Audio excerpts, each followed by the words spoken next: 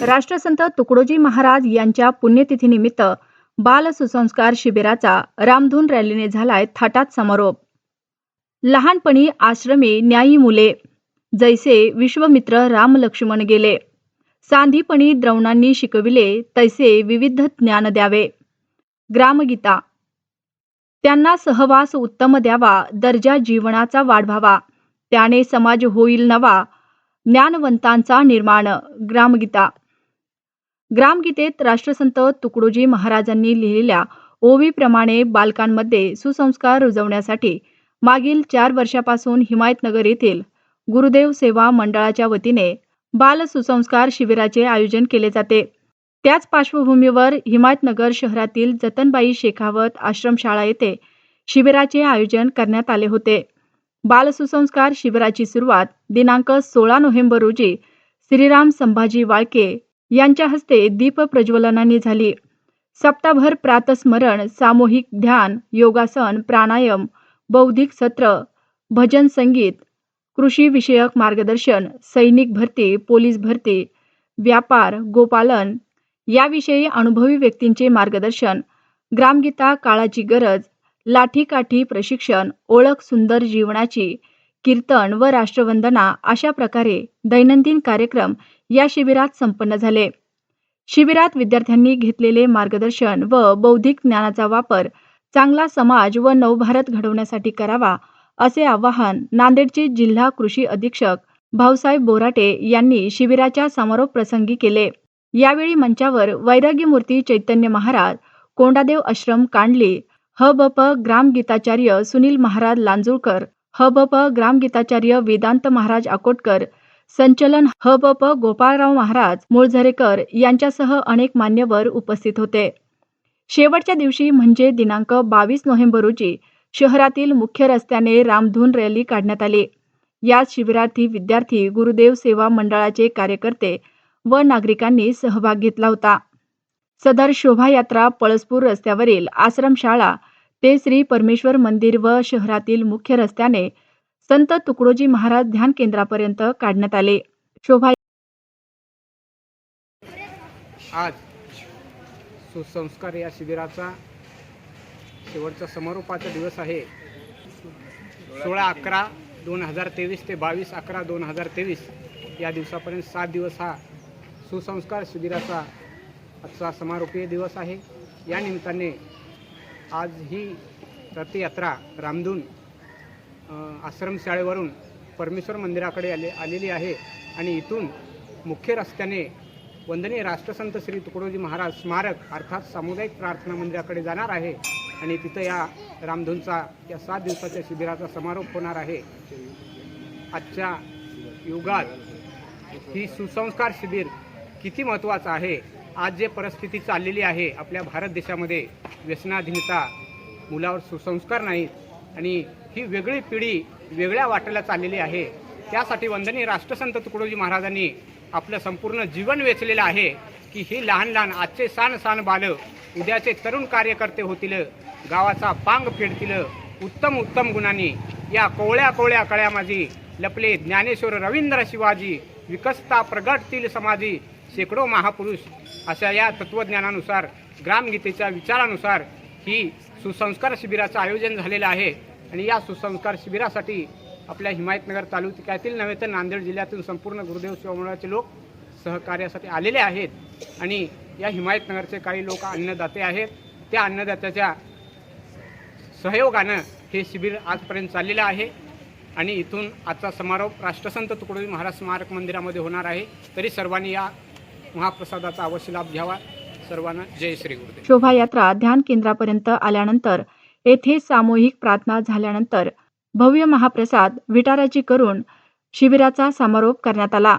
सदर बाल सुसंस्कार शिबिर यशस्वी करण्यासाठी गुरुदेव सेवा मंडळ हिमायतनगर, जळगाव, टेंभी, आंदेगाव, सवना, मुरझळा, महादापूर, कार्ला, बोरगडी तांडा, धानोरा, पळसपूर, सिरंजनी, पारवा, खडकीबा, पारडी, विशाचीवाडी, पवना, पोटा, कोल्हारी, बीसी, कोसमेट, कुपडी, कांडली, तालुका भोकर, सावरगाव, लगळूद, नांदा, जामदारी टेकडी गुरुकुल, संच, सर्व ग्रामगीता प्रचारक व समस्त गावकरी मंडळी तसेच हिमायतनगर वाढोणा शहरातील अन्नदाते, सहयोगदाते मंडळींचे सहकार्य लाभले असल्याचे गोविंद कदम, परमेश्वर इंगळे, विठ्ठलराव देशमवाड यांनी सांगितले आहे.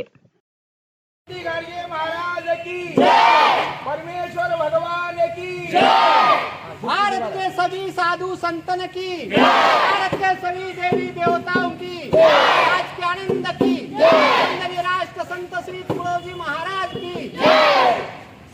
बरोबर समोर बघा, समोर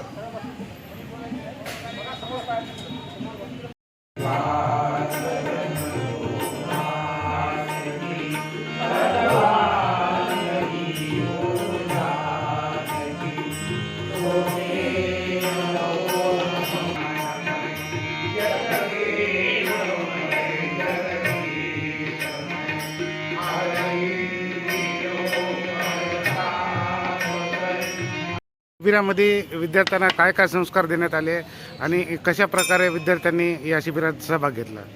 शिबिरामध्ये विद्यार्थ्यांना सकाळी 4 वाजता उठण्याची म्हणजे ब्रह्ममुहूर्तावर उठण्याची सवय लावण्यात आली आणि ब्रह्ममुहूर्तावर उठल्यानंतर सर्वात महत्त्वाचं उषःपान, कारण उषःपानामुळं आरोग्य चांगलं असते म्हणून सकाळी उषःपान करायला लावतो. त्याच्यानंतर शौचास वगैरे झाल्यानंतर आंघोळ झाल्यानंतर मग आम्ही ध्यान घेतो. ध्यान झालं की लगेच योगा घेतो.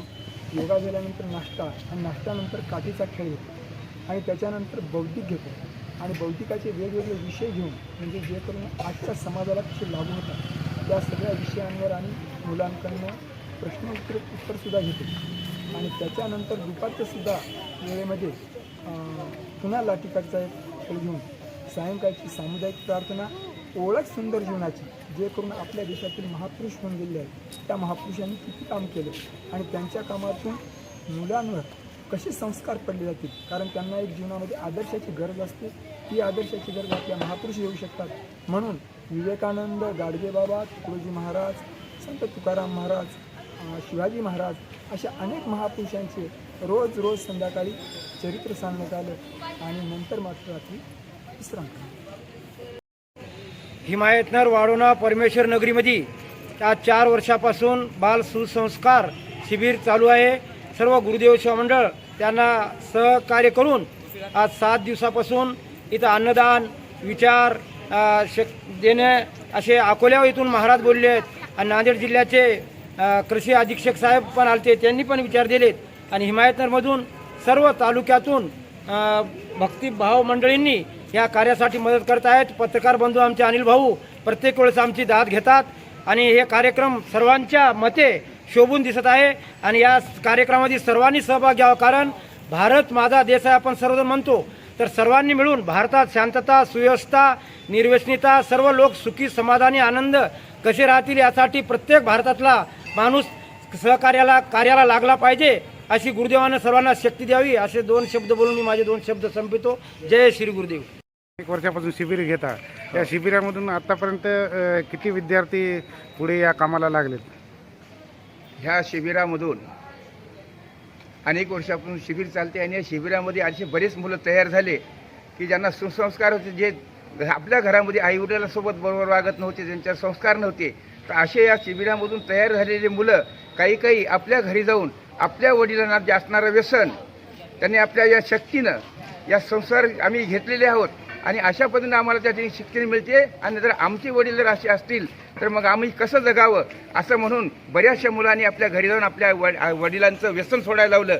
बऱ्याच मुलांनी आपल्या स्वावलंबी जीवन कसं बनावं यासाठी कामाला लागलेले आहेत. म्हणून वंदनीय राष्ट्रसंत तुकडोजी महाराजांनी जीवन शिक्षण हा अध्याय ग्रामगीतेमध्ये लिहिलेला आहे आणि त्यानुसार या सुसंस्कार म्हणून या बालमित्रांना देण्यात येत आहे आणि त्याच्यामधून अनेक मुलं तयार झालेले आहेत. तेव्हा त्याच पद्धतीनं अशीच मुलं घडावं, हा नवा भारत निर्माण व्हावं असं राष्ट्रसंत तुकडोजी महाराज गाडगेबाबांचे हे विचार होते.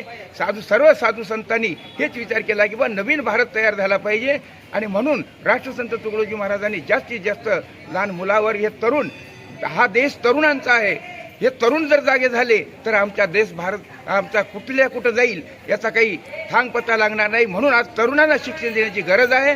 त्यासाठी म्हणून आमच्या गुरुदेव सेवा मंडळाने आपल्या या नांदेड जिल्ह्यामध्ये खूप पराकष्ट घेऊन या मुलांना चांगले संस्कार द्यावेत. कारण आज आई वडिलांची कोणी किंमत करायला तयार नाही.